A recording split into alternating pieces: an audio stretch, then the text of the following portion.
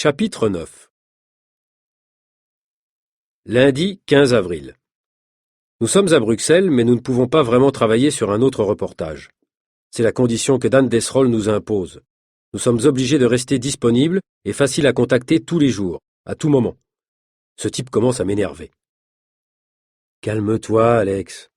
Tu veux aller boire un verre? Demande Nina. Bonne idée. On va au Falstaff? J'adore ces vieilles brasseries bruxelloises. C'est bien pour ceux qui aiment la bière, mais moi, comme je déteste ça, je peux boire autre chose si tu veux. Et on y mange très bien. C'est délicieux, il y a des spécialités belges. D'accord. Décidément, tu es plus belge que moi. Tu aimes la bière, les moules, les frites. On s'installe à une table près de la fenêtre. Il y a une ambiance très agréable dans ces vieux cafés bruxellois. Pour moi, le plus difficile, c'est de choisir une bière. Il y en a vraiment beaucoup. Ça te plaît, à toi, ce genre de reportage, Nina? Bah oui, c'est amusant d'accompagner un acrobate. Oh, moi, ça ne me plaît pas, hein. On dépend des caprices de Dan Desrolles. Il peut nous appeler de partout en France et nous devons y aller immédiatement. Moi, je trouve qu'il exagère. N'oublie pas qu'il doit garantir l'effet de surprise, pour être sûr de réaliser un exploit sans être arrêté. Nina, est-ce que je peux te demander de faire des recherches sur ce type et de rassembler un maximum d'informations sur lui? Je chercherai de mon côté, moi aussi. D'accord, si tu penses que c'est nécessaire. Va voir sur Internet, dans nos archives, partout. Pendant que nous parlons, je me sens observé. Un homme est assis à une table voisine, et il me semble qu'il nous regarde, qu'il nous écoute. Dis-moi, Nina, je sais très bien que tu n'es pas mariée, mais est-ce que tu as un petit ami jaloux? Non, pourquoi? Ne regarde pas tout de suite. Il y a un type à ta gauche. J'ai l'impression qu'il nous observe. Peut-être qu'il s'intéresse à moi, et que toi, tu es jaloux? Qu'est-ce que tu imagines? Ah, c'est une blague. Je ne suis pas sérieuse, tu le sais bien. Nous terminons notre repas dans la bonne humeur, mais je continue à me sentir observé. Et quand nous sortons, le type sort aussi. Ce n'est pas normal. Nina, le type est sorti en même temps que nous. Et alors? Eh bien, on va voir s'il décide de te suivre ou de me suivre. On se sépare et on se téléphone tout à l'heure. Tu es fou, Alex. Je rentre tranquillement chez moi sans être suivi. Je téléphone à Nina un quart d'heure après. Elle non plus n'a pas été suivie. Elle a raison. Je suis peut-être fou. Chapitre 10. Bruxelles, mardi 16 avril. La machine à café du bureau est en panne. Je ne sais pas pourquoi un magazine comme La Vie, avec 200 000 lecteurs, ne remplace pas cette machine à café qui ne marche jamais. Enfin, ça m'oblige à aller prendre un café au bar L'Escale et ça me permet de parler avec l'inspecteur Paul Klein. C'est un flic exceptionnel. C'est un fidèle client de l'Escale. C'est là qu'il rencontre ses indicateurs. Salut Paul, ça va? Ça va. J'attends mes partenaires de poker. Comment peut-on aimer le poker? Pourquoi tu me demandes ça? Parce que pour moi, jouer au poker, c'est tellement stressant. On apprend à se contrôler. Alors, c'est ennuyeux. Mais je ne suis pas d'accord. Il faut s'intéresser aux pensées les plus secrètes des autres joueurs. Il faut aussi aimer prendre des risques. C'est passionnant. C'est justement de risques que je veux te parler. Je fais une série de reportages sur quelqu'un qui les accumule. Un acrobate fou. Ah bon? Il s'appelle comment? Dan Desrolles. Il risque sa vie pour battre des records.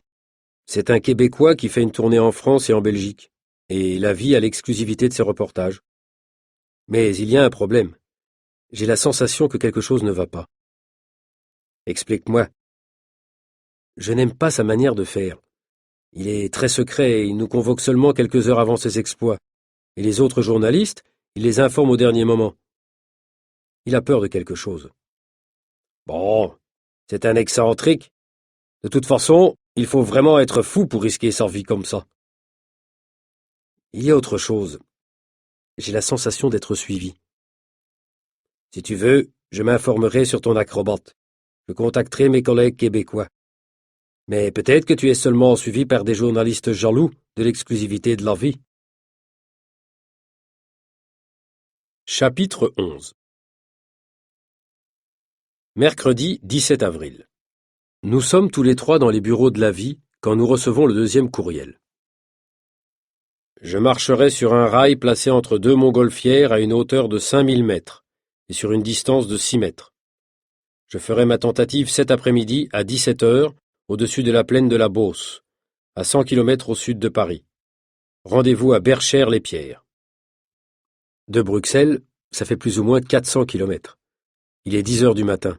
Il vaut mieux partir tout de suite. Qu'est-ce qu'on fait? On y va en voiture ou en TGV? On prend ma voiture, dit Jackie. Si vous n'avez pas peur de la vitesse. À 120 km/h, les vibrations sont terribles. Je ne dis rien. Je sais qu'il n'apprécie pas mes blagues concernant sa voiture. C'est Jackie qui conduit. Alex, j'ai découvert certaines choses importantes sur ce Dan Desrolles, dit Nina. Tu vois, j'en étais sûr. Explique-nous ce que t'as trouvé.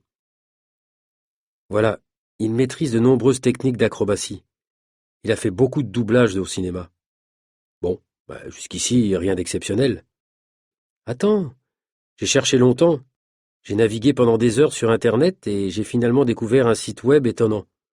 ADN, les maîtres de l'adrénaline. Les créateurs de ce site ont organisé une sorte de cercle privé en ligne. J'ai pu entrer. C'est une sorte de forum qui réunit des gens pour parier de l'argent sur le succès ou l'échec des performances dangereuses. Tu veux dire qu'ils parient de l'argent sur des acrobaties? Comme d'autres gens parient sur des résultats de matchs de football ou de courses de chevaux? Oui, mais dans ce cas-là, ils jouent avec la vie d'un homme. Qu'est-ce que tu dis? Comment ça fonctionne? Eh bien, c'est un peu comme pour certains programmes de la télé-réalité, les reality shows. C'est le public qui décide, qui choisit les épreuves que le champion devra affronter. C'est terrible, ça me fait penser aux gladiateurs. Oui, moi aussi. Et le public, c'est qui? C'est des internautes qui recherchent des sensations fortes et qui ont de l'argent. Et où est le risque? Demande Jackie. Parce que Desrolles est un professionnel, il sait ce qu'il fait. Même pour un acrobate professionnel, continue Nina, il est difficile de dominer toutes les techniques.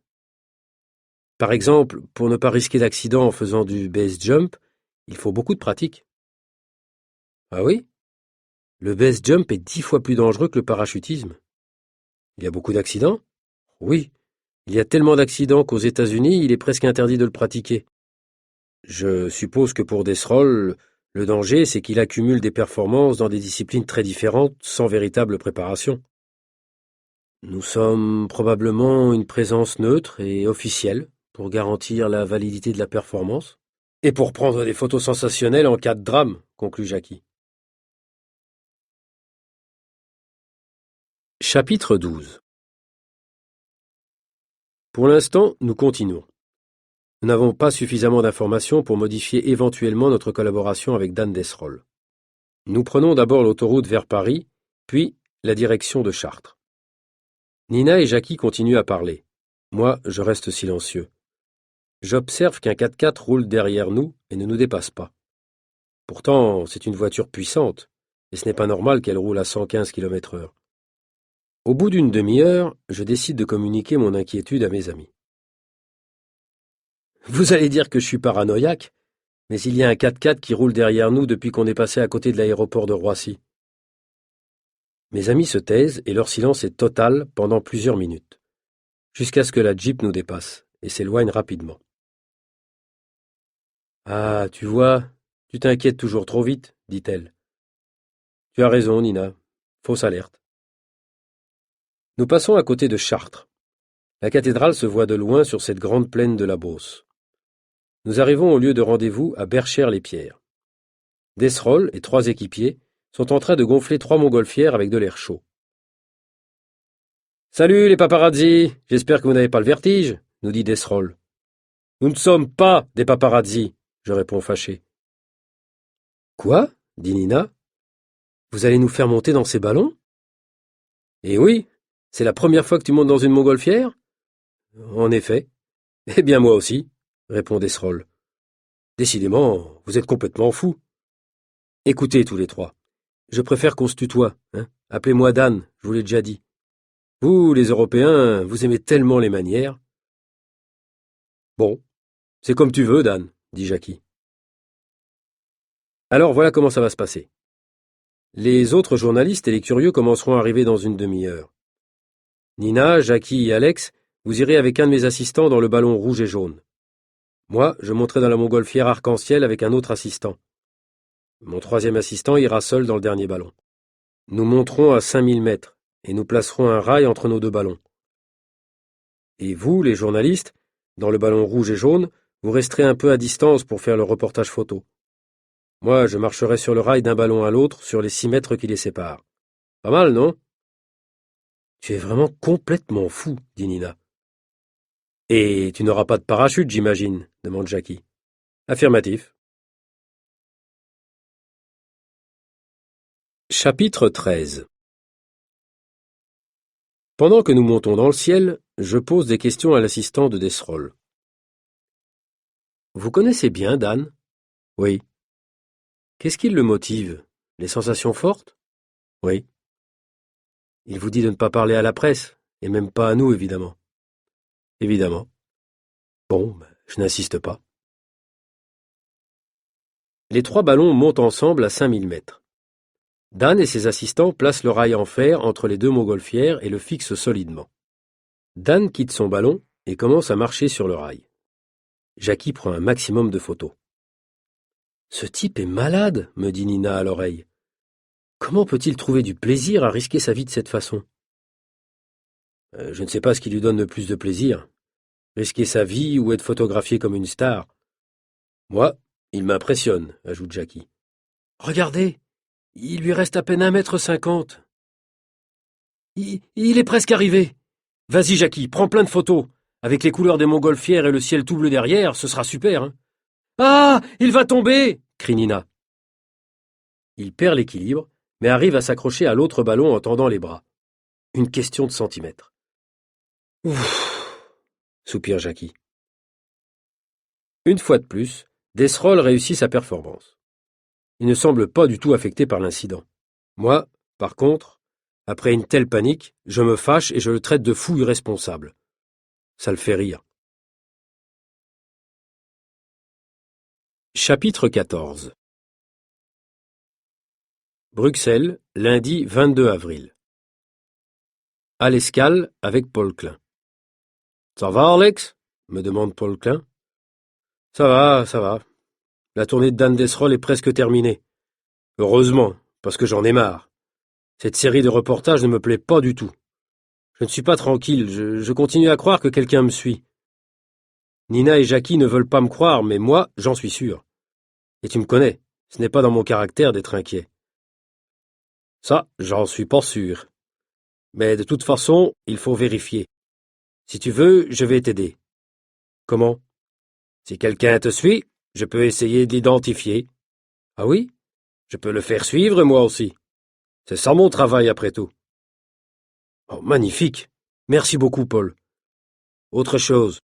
J'ai peut-être une piste sur les ennemis de Desrolles, mais c'est trop tôt pour t'en parler. Je continue à recevoir des informations grâce à un collègue québécois.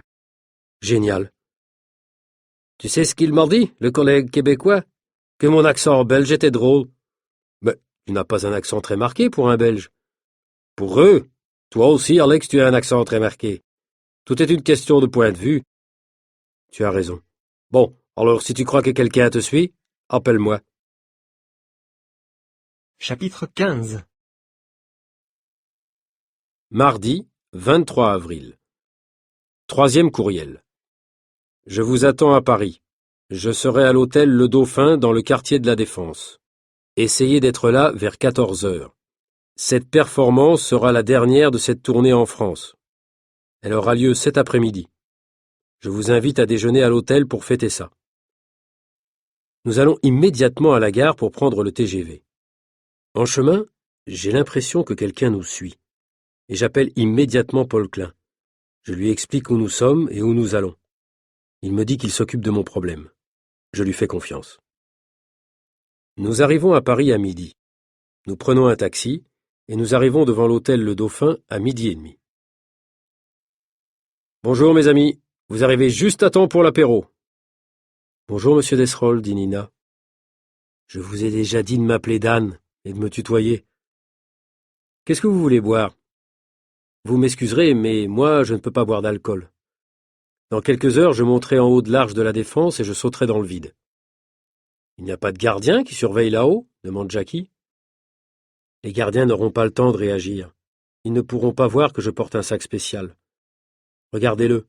Personne ne peut imaginer que ça contient un parachute, parce que c'est un parachute de base jump. Ce n'est pas le même matériel que pour le parachutisme classique? Non, c'est très facile à dissimuler sous un vêtement. Regardez, c'est très pratique. Quelle est la différence avec un parachute normal? Le parachute de base jump est plus facile à plier, et aussi plus petit. Finalement, ce Desrolles n'est pas si désagréable. Je trouve que c'est sympa de nous inviter à déjeuner. L'ambiance est agréable. Dan Desrolles est beaucoup moins agressif que ces dernières semaines. Il nous raconte quelques expériences intéressantes. Mais à la fin du repas, un incident change son humeur. Au moment où il se lève, Dan ne trouve pas son sac de base jump et il se fâche. C'est Nina qui voit le sac sur une table voisine. Il est probablement tombé et quelqu'un l'a posé dessus. C'est clair, Dan est très nerveux, et c'est contagieux. Nous marchons jusqu'à la grande arche. Marcher, c'est idéal pour se relaxer. Chapitre 16. Paris, Tour de la Défense. Dan organise les opérations. Toi, Nina, tu prends l'ascenseur avec moi. Et nous, qu'est-ce qu'on fait pendant ce temps-là? Demande Jackie. Alex et toi, vous restez en bas à la réception pour garantir que je ne tombe pas sur quelqu'un. Jackie peut prendre des photos intéressantes avec l'arche en perspective. Ton portable est branché, Alex? Demande Nina. Bien sûr, nous restons en contact. Et moi, je prends quelques photos de là-haut? Dit encore Nina.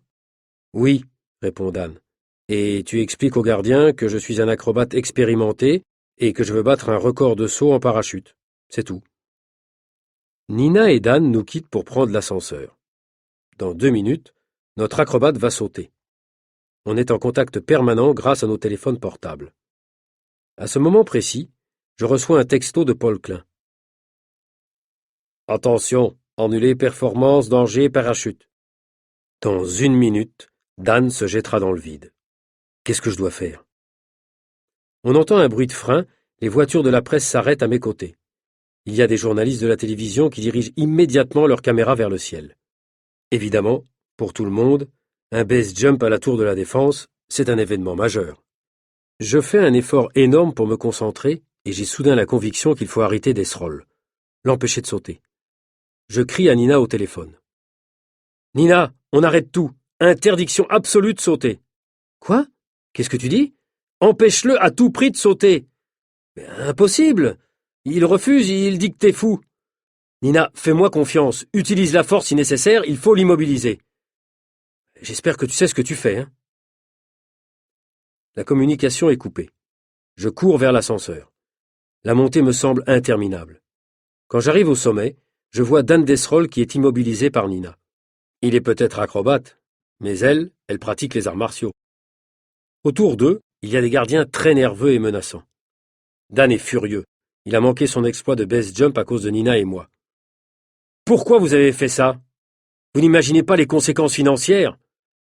Dan, veux-tu avant tout vérifier ton parachute? Ouvre ton sac. Il ouvre son sac et son regard se transforme. C'est pas possible. Ce parachute ne peut pas s'ouvrir. Les cordes sont mal fixées, la voile est mal pliée. Quelqu'un a tenté de saboter ma tentative. Ça signifie que tu as de la chance d'être vivant, et que c'est grâce à Alex, dit Nina. Mais Dan est trop choqué pour penser à me remercier. Je décide pourtant de faire pression sur lui pour obtenir des explications. Qui veut te tuer? Tu ne veux pas nous parler d'ADN, ce site web qui organise ta vie et peut-être aussi ta mort? Ah, vous savez. Oui. Je crois que tu as été manipulé par une bande de criminels, les maîtres de l'adrénaline. Non, ce n'est pas ça, mais je ne peux pas parler. Très bien. De toute façon, nous allons savoir la vérité. Je dois téléphoner à celui qui t'a sauvé la vie. Chapitre 17. Allô, Paul? Oui. Alex, c'est moi. Alors, qu'est-ce qui s'est passé finalement? Tout va bien, grâce à toi. Comment est-ce que tu as compris que le sac de Desroll avait été saboté? Attends. Je sais maintenant qui te suit, et je sais aussi pourquoi on veut tuer Dan. Je crois que je le sais aussi. C'est ADN, n'est-ce pas? Pour s'approprier l'argent des joueurs. Non. Desroll a d'autres secrets. D'autres? Oui. Il a un passé judiciaire au Québec. Il a participé à une série de vols avec une bande de cambrioleurs bien organisée. En 17 ans, il a aidé des voleurs à pénétrer dans des immeubles. Il a mis ses talents d'acrobate à leur service. Quand la police canadienne l'a arrêté, il a dénoncé les membres de la bande et les bandits ont été condamnés à plusieurs années de prison. Et lui? Lui? Il n'a pas été condamné en raison de son jeune âge et de sa collaboration avec la police. Mais les bandits ont voulu se venger, et aujourd'hui, ils ont presque réussi. Et pourquoi ils m'ont suivi, moi? Desroll a compris le danger. Il ne sortait pas, ne se montrait pas avant le moment de réaliser sa performance. Les bandits ont observé que vous étiez les premiers informés, et ils vous ont suivi, en espérant trouver les circonstances favorables pour se venger. Comment est-ce qu'ils ont su qu'aujourd'hui Dan allait faire un base jump? Grâce à la page web des maîtres de l'adrénaline. Sur cette page, on peut voir le programme des performances. Mais ce qu'ils voulaient, c'était trouver Dan Desroll avant son exploit. À l'hôtel, ils ont profité de quelques secondes d'inattention pour saboter rapidement son sac. Comment est-ce que tu as découvert tout cela si vite? C'est mon boulot. Quand tu m'as téléphoné, j'ai chargé quelqu'un de discret de vous suivre. Il a déjeuné en même temps que vous à l'hôtel Le Dauphin et il a observé la manœuvre du bandit. Il m'a téléphoné et je t'ai appelé immédiatement après. Juste à temps. Nous avons eu de la chance. J'ai contacté mes collègues français. En ce moment, ils doivent être en train d'interroger l'homme qui a saboté le parachute de Desroll. Allez à l'hôtel. Je suis sûr que vous aurez un sujet de reportage qui fera plaisir à votre patron. Merci, Paul. Tu es absolument fantastique.